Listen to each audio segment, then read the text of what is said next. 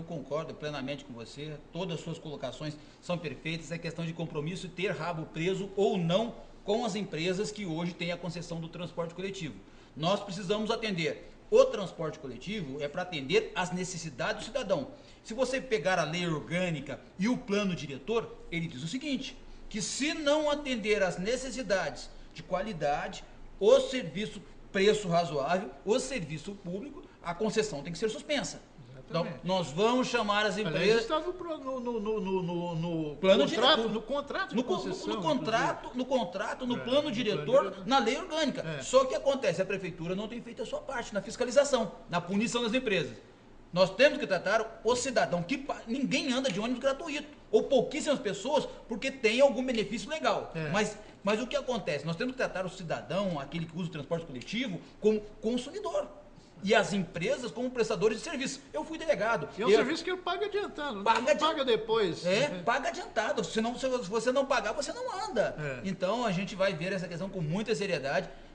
Um prefeito ele tem que pensar não nas empresas concessionárias, mas pensar na prestação de serviço, no atendimento às pessoas. E nós vamos rever, vamos chamar as empresas que elas tenham qualidade na prestação de serviço. A Metrobus, que tem a concessão do eixo, e nós vimos uma tendência agora do governo do estado na privatização do eixo, nós não podemos mais ter esses terminais, uma forma inadequada, um verdadeiro lixão, sem respeito ao cidadão que usa esses terminais, né? Nós não temos os pontos de ônibus, nós não temos pontos de ônibus de qualidade. Outro dia eu recebi um desafio de um amigo, de uma pessoa que eu conheci nas redes sociais. Ele me desafiou a vir lá do Fim Social até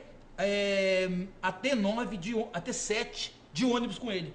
E eu fui lá no Fim Social. 5h30 da manhã, eu estava lá, 6h30. Só anda de ônibus? Ando de ônibus. Fui lá, tomei Então o senhor conhece na realidade como o pobre sofre.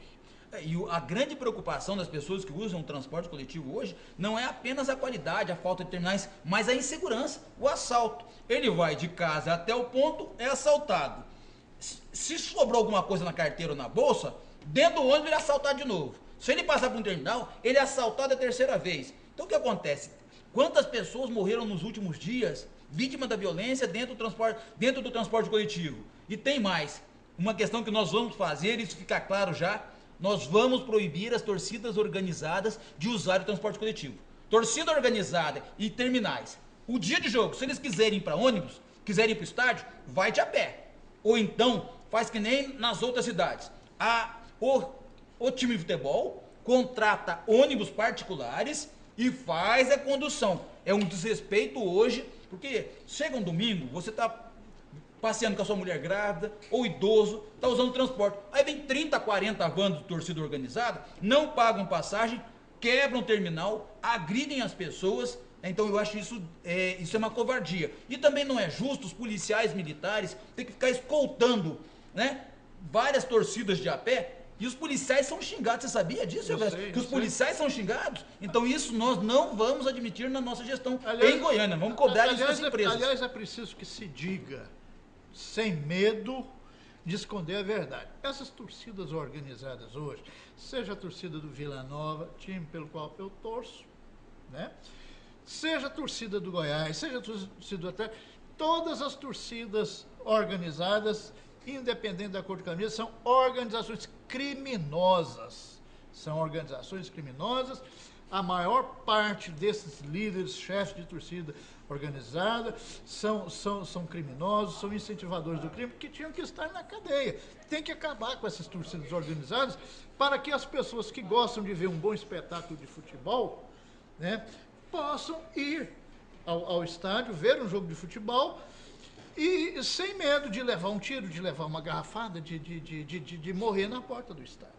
Os estádios esvaziaram. É Como verdade. que o cidadão, um pai de família, vai com seu filho? Eu fui várias vezes no estádio com meu filho, mas hoje eu não vou mais. Quanto pai de família que está nos assistindo neste momento, mãe que gostaria de ir no estádio, mas não vai por causa da violência. A violência é uma coisa absurda. Eu me lembro que no tempo que o campeonato goiano era disputado ali no Pedro do Vico, ali da Paranaíba, né, no saudoso Olimpão, como era chamado, no Olimpão, Era muito comum, você chegava lá com uma camisa do Vila Nova, o estádio estava cheio, achava um lugarzinho lá na torcida do Atlético, eu chegava lá com a minha camisa do Vila Nova, sentava na torcida do Atlético e ninguém me batia, eu não apanhava, eu não corria isso por causa disso.